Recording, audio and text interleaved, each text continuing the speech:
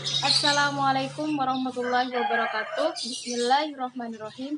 Alhamdulillahirabbil alamin wassalatu wassalamu ala asyrofil anbiya'i wal mursalin sayyidina Muhammadin wa ala alihi washabihi ajmain. Yang terhormat dosen pengampu sejarah peradaban Islam yaitu Bapak Baharus MPD dan seluruh teman seperjuangan yang saya banggakan. Pertama-tama marilah kita panjatkan puji tasyakur kita kepada Allah Subhanahu wa taala yang telah memberikan rahmat, taufik serta hidayahnya. Kedua kalinya salawat ma'assalam semoga tetap tercurah limpahkan kepada Nabi Muhammad SAW yang telah mengangkit kita dari alam biadab menuju alam yang beradab. Di sini kami dari kelompok 1 ingin memberikan sedikit pembahasan tentang perkembangan peradaban Islam masa Bani Umayyah.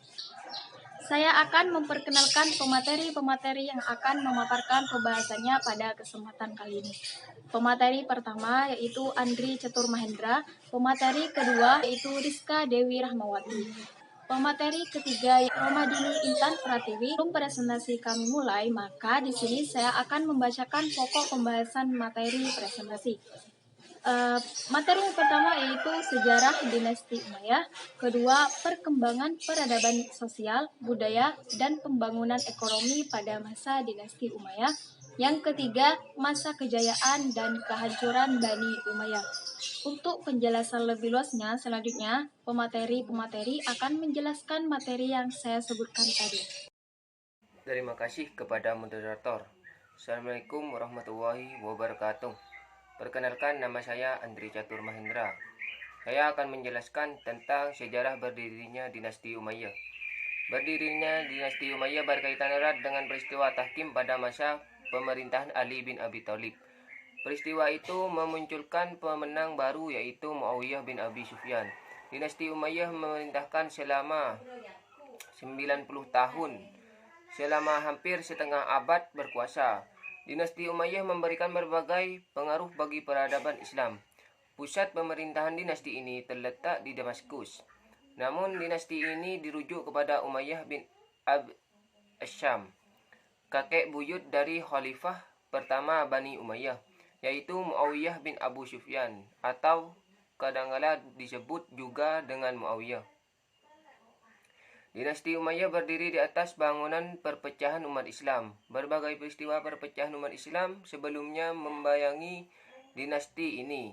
Bahkan dinasti ini berdiri dari hasil perpecahan yang menyebabkan peperangan antara Ali bin Muawiyah. Berkat kejeniusan Amr As, Muawiyah berhasil memenangkan peperangan dengan Ali dan mendirikan dinasti Umayyah. Muawiyah menyadari bahwa perpecahan di kalangan umat Islam tidak dapat dibiarkan lagi karena akan mengganggu kemajuan umat Islam sendiri. Untuk itu dia melakukan segala hal untuk menyatukan umat Islam.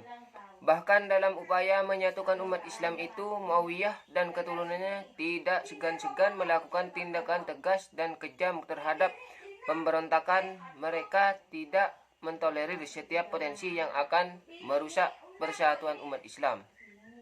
Berkat tindakan tegas itu, maka umat Islam dapat bersatu pada masa pemerintahan dinasti Umayyah. Meskipun harus diakui masih ada pemberontakan, tetapi itu hanyalah pemberontakan kecil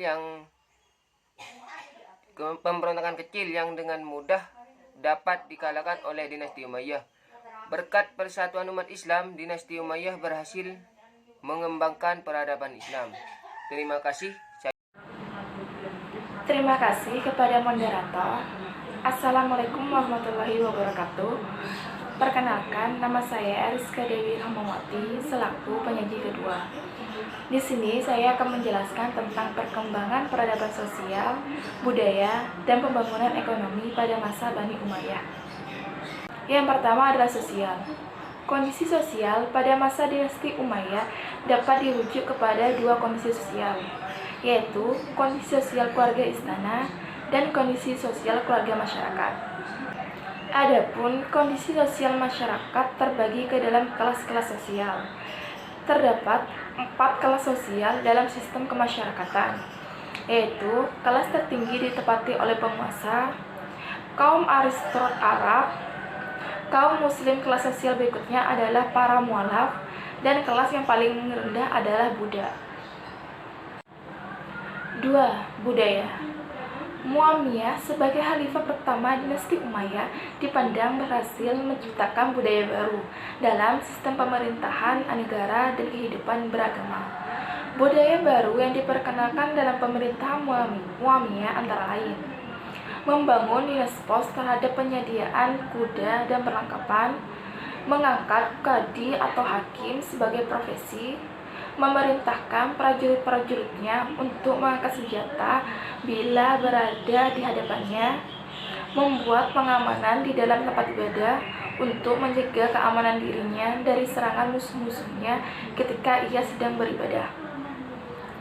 Diteruskan oleh Khalifah Abdul Malik dengan menetapkan mata uang sendiri yang menggunakan tulisan Arab sebagai pengganti uang Byzantium dan Persia, dan menetapkan bahasa Arab sebagai bahasa resmi pemerintahan. Langkah ini dilanjutkan oleh putra Abdul Malik, Walid. Ia membangun panti asuhan untuk orang-orang cacat, membangun infrastruktur berupa jalan raya yang menghubungkan antar wilayah. Selain itu, Walid juga membangun gedung-gedung pemerintahan, masjid-masjid, bahkan juga pabrik. 3. Pembangunan ekonomi. Dinasti Umayyah di Andalusia memiliki beberapa khalifah yang mempunyai pengaruh sangat besar seperti Abdurrahman I, Abdurrahman III, Al-Hakim II, Al-Hajib Al-Munsyur Bilal atau Muhammad II. Kebijakan-kebijakan penting para khalifah inilah yang menjadikan perekonomian dinasti Umayyah mengalami kemajuan, seperti mendirikan lembaga-lembaga pemerintahan yang independen sehingga memudahkan relasi antara mereka tanpa ada intervensi dari kekuatan lain, menjadikan Cordova sebagai pusat bisnis dan ilmu pengetahuan, melakukan reformasi agraria dan membuka pasar khusus, menjalani hubungan harmonis pengusaha dan ulama, serta meningkatkan bidang perindustrian dan kelautan. Sedangkan kemunduran ekonomi dinasti Umayyah di Andalusia banyak dilatar belakangi kepemimpinan yang tidak berintegritas, kehadiran kelas sosial baru yang sering mengganggu kelancaran aktivitas ekonomi, dan sikap diskriminatif terhadap golongan tertentu seperti Barbar, Nasrani, dan Yahudi, serta menganak emaskan kaum Arab. Itulah penjelasan dari saya.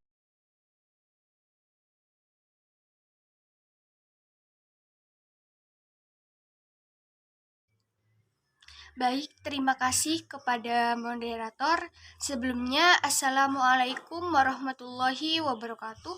Perkenalkan, nama saya Romadini Intan Pratiwi sebagai pemateri ketiga yang akan membahas tentang kejayaan dan kehancuran dinasti Umayyah. Pada kesempatan kali ini, saya akan membahas tentang kejayaan dinasti Umayyah terlebih dahulu. Prestasi dinasti Umayyah cukup besar dalam hal perluasan wilayah. Tetapi, dinasti ini tidak hanya berhasil dalam hal perluasan wilayah, melainkan pada bidang-bidang lainnya, yaitu yang pertama, pemisahan kekuasaan, yakni antara kekuasaan agama dan politik itu dipisah. Yang kedua, pembagian wilayah. Pada masa Umar bin Khattab, terdapat 8 provinsi, sedangkan pada masa dinasti Umayyah menjadi 10 provinsi. Lalu yang ketiga, bidang administrasi pemerintahan, yang dikemas dalam beberapa departemen atau diwan, yakni seperti Diwan Al-Kharaj, Diwan Al-Rasail, Diwan Al-Barik, Diwan Al-Khotam, dan Diwan Al-Musawlihat. Lalu yang keempat, organisasi keuangan, yang kelima organisasi ketentaraan, yang keenam organisasi kehakiman, yang ketujuh bidang seni dan sastra, yang kedelapan bidang seni rupa, dan yang kesembilan bidang arsitektur. Poin yang kedua yakni tentang kehancuran dinasti Umayyah. Ada beberapa faktor yang melatar belakangi tentang kehancuran dinasti Umayyah. Faktor yang pertama yaitu tentang pengangkatan lebih dari satu putra mahkota. Jadi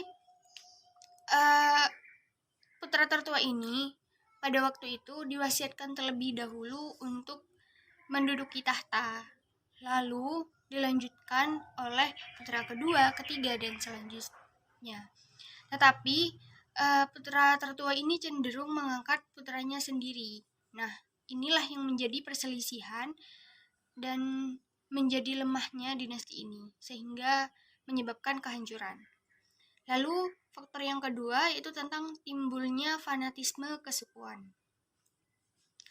Lalu yang ketiga yakni tentang kehidupan khalifah dinasti Umayyah yang berlebih-lebihan, seperti mabuk-mabukan, minum minuman keras. Sebagai contohnya yakni Yazid bin Muawiyah atau bisa dikenal dengan Yazid pertama, yang hidupnya selalu bermegah-megahan, berlebih-lebihan, mabuk-mabukan, berfoya-foya dengan para budak wanita. Lalu faktor yang keempat yakni tentang kebencian golongan Syiah. Kebencian ini dikarenakan golongan Syiah ini menganggap bahwa Muawiyah ini merampas kekhalifahan dari Ali bin Abi Thalib beserta keturunannya. Karena pada saat waktu itu sistem pemerintahannya itu sistem demokratis. Tetapi setelah Muawiyah menjabat, setelah masanya Muawiyah itu berubah menjadi sistem pemerintahan atau sistem kekerajaan yang dikenal dengan sistem monarki.